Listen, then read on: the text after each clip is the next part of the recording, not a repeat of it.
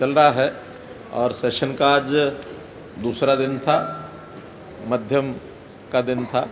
कल तक ये सेशन चलेगा और बहुत से विषय आज यहाँ पर ऐसे थे जिनका ठीक से हमको उत्तर देना था, हमने उसको उत्तर दिया और सब लोग उससे प्राय संतुष्ट थे। लेकिन इसके साथ ही आज थोड़ा सा ध्यान मेरा नूह की तरफ भी था, क्योंकि एक बड़ा विषय वो भी चल रहा था कि 28 तारीख को ये होगा वो होगा। बहुत से लोगों की तरह तरह की चर्चाएं थी, लेकिन मैं सबसे पहले नूह के नागरिकों की बहुत उनका आभारी हूँ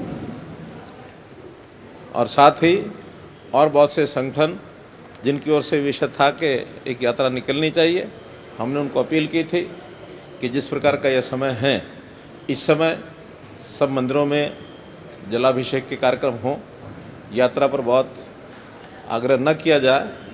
तो मैं उन सबको धन्यवाद और बधाई देता हूँ, आभार प्रकट करता हूँ कि जिन्होंने हमारी बात मान करके और इस प्रकार का कोई कार्यक्रम बड़ा ना करके और जलाभिषेक के कार्यक्रम के लिए बाहर से कुछ 15-20 संत गए थे, कुछ वहाँ के विश्व हिंदू परिषद के कार्यकर्ता, बजरंग दल के कार्यकर्ता, ऐसे सब संस्थाओं ने बहुत संयम से सारा काम लिया और शांतिपूर्वक आज दिन का वो कार्यक्रम जलाभिषेक का ये पूर्ण हुआ है।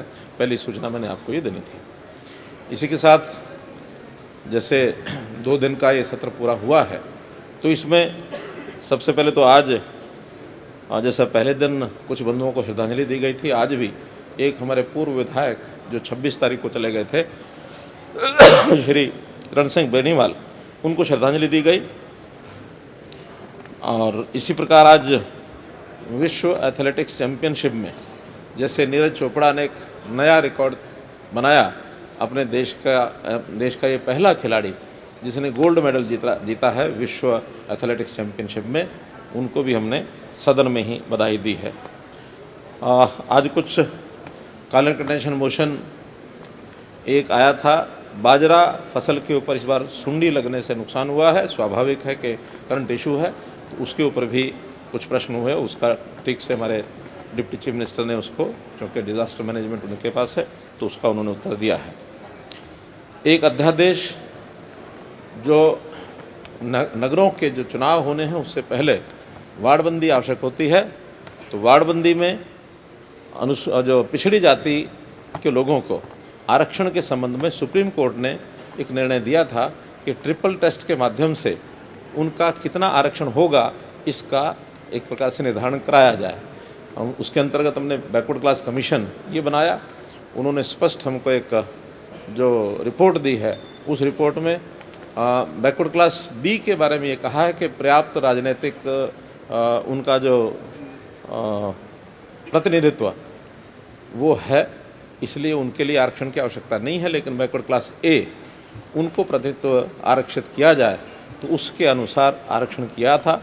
और एक अध्यादेश लेकर के इसलिए आए थे क्योंकि चुनाव बहुत विलंब हो रहे थे, ताकि हम अध्यादेश के माध्यम से वार्डबंदी आदि करा करके जल्दी चुनाव करा सकें।